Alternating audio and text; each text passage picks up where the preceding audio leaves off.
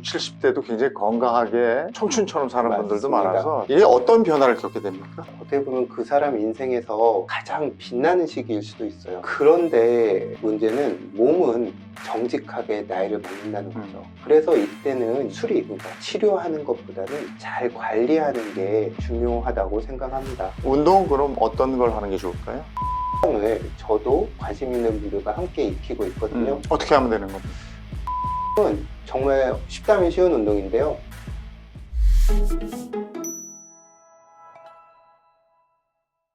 자, 이제 40, 50대를 지나서 60, 70대로 한번 가보겠습니다. 글쎄, 요즘에는 60, 70대도 굉장히 건강하게 청춘처럼 사는 분들도 맞습니다. 많아서 저는 노년기라고 얘기하기보다는 노년 준비기 정도로 얘기하면 그렇죠. 좋을 것 같은데, 아니면 노년 진입기라든지 네. 말이죠.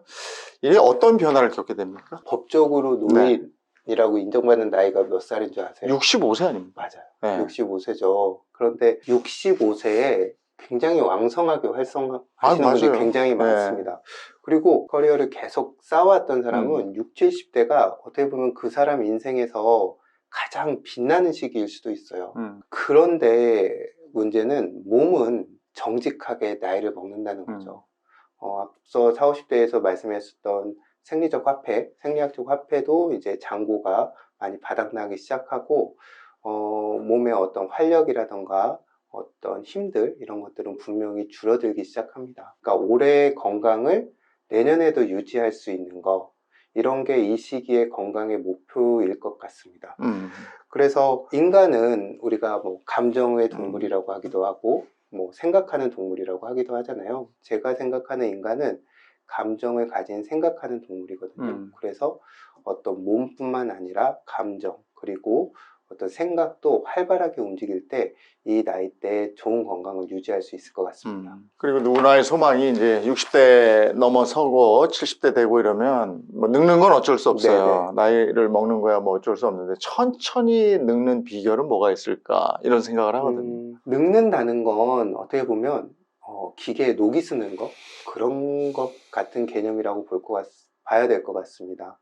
그러니까 짧은 시간으로 보면 표가 안 나죠. 근데 일정한 시간으로 놓고 보면 어딘가 망가지고 부서지고 제 기능을 못하게 되는 그런 것들이 노화라고 생각을 하고요. 그래서 이때는 60, 70대가 되면 어떤 수리, 그러니까 치료하는 것보다는 잘 관리하는 게 중요하다고 생각합니다.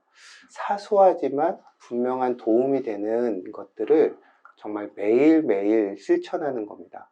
꾸준해야 된다 이거죠? 꾸준히, 그쵸. 그것만큼 확실한 방법이 없고 정확한 방법이 없는 것 같아요.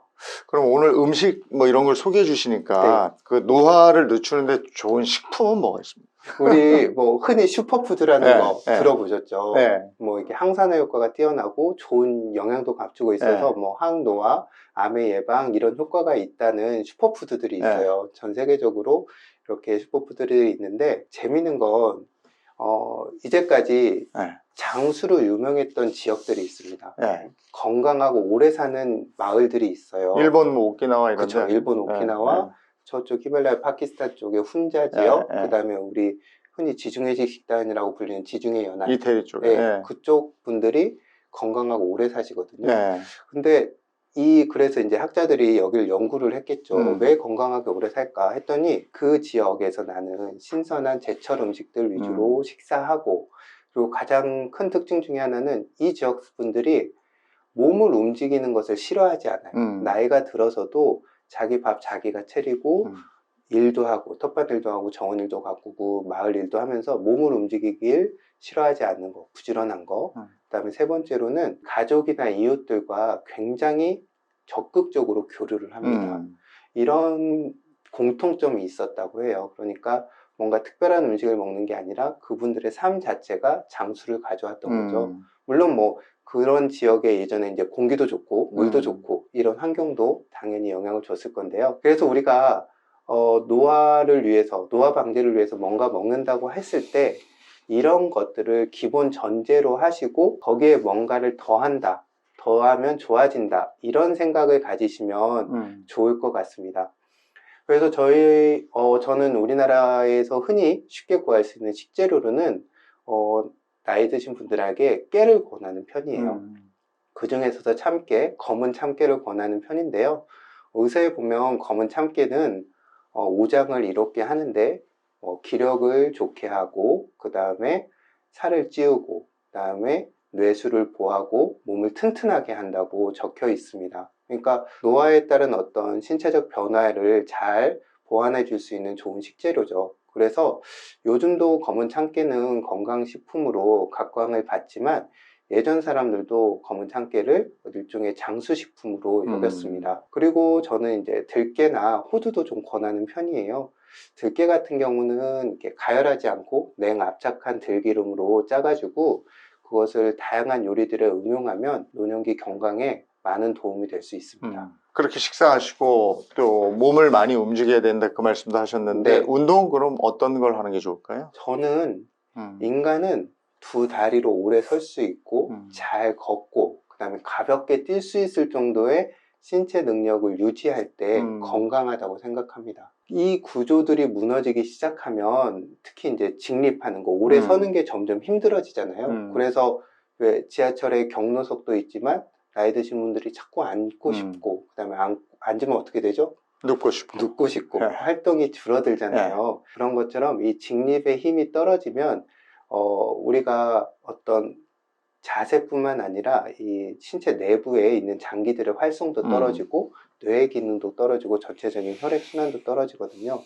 그래서 이런 직립의 힘을, 그리고 우리가 아랫 배심이라고 부르는 일종의 내압, 내부에서 순환하는 힘을 일정하게 유지하는 그런 것들이 중요하고, 이런 데 도움이 되는 운동을 하시는 게 필요하다고 생각합니다. 동양의학에서는 이 인간이 나이 들고 죽게 되는 이것을 깊이 관찰을 했고, 그 결과로 인간이 두 다리로 오래 꼿꼿하게 잘 서 있을 수 있는 기능을 유지하면 이게 건강에 도움이 되겠다, 이런 결론에 이르렀고, 그것을 위한 운동법들을 많이 발전을 시켰어요. 저는 이런 운동법 중에 참장을 저도 익히고 있고, 환자분들에게도 권하거나 가르치고 관심 있는 분들과 함께 익히고 있거든요. 어떻게 하면 되는 겁니까?